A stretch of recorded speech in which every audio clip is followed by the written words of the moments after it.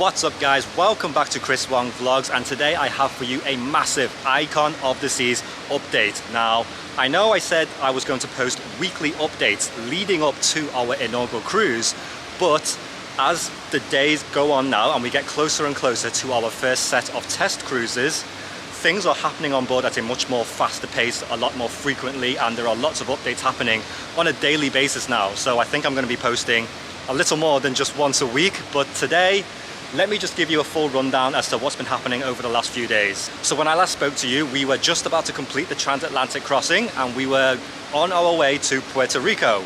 We have now arrived here in Ponce, which is not close to San Juan. A lot of you will be familiar with San Juan, the cruise port in Puerto Rico. This is literally Ponce on the other side of the island.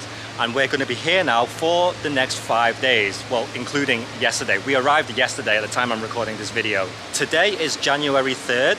Yesterday we had our US immigration check for all of us crew members who are non-US citizens. This is where the US CBP come on board the ship. They basically, just like an airport, check our passports, check our visas, and then give us a stamped document, which is called an I-95, which allows us non-US crew members to visit and go out into these US ports of call. In 2 days' time, on the 5th of January, is when we are going to have our US Coast Guard inspection. So with Icon of the Seas, it's a combination of both. This is a brand new ship that has just been built, and we are entering the US for the first time after just completing the transatlantic crossing after 10 days at sea. Again, I'm sorry if it looks like I'm constantly moving my sunglasses or wiping my face.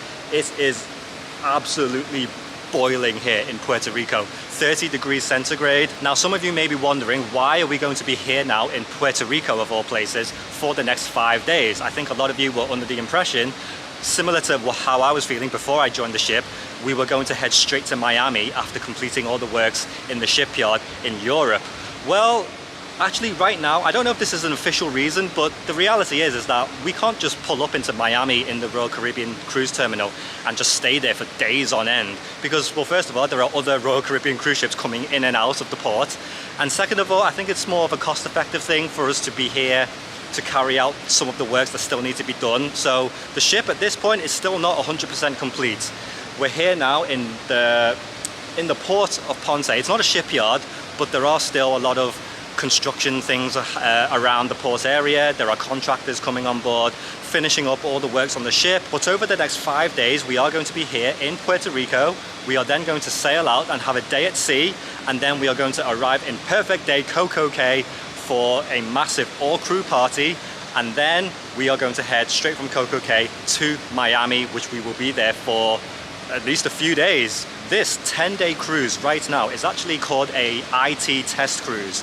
And I think what's also happening is a whole bunch of people are coming on board the ship to test the computer systems around the ship and just making sure everything is working in order. Because here's what a lot of you have to realize.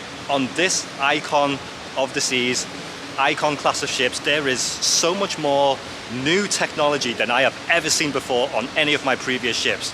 Okay, there are new things here that I haven't seen on Symphony of the Seas, Wonder of the Seas, Odyssey of the Seas. A lot of our, computer software and things that we were using on our previous ships aren't exactly working in the same way, or we have to learn how to use it in a different way. So this is all part of kind of what we've been doing over the last few days in particular, since we've arrived into Puerto Rico after completing the crossing, as well as our standard training for crew familiarization on the ship, safety drills in preparation for the US Coast Guard. You can see now that I am wearing uniform. So at this point, all crew members are now wearing full uniform, even with no guests on board.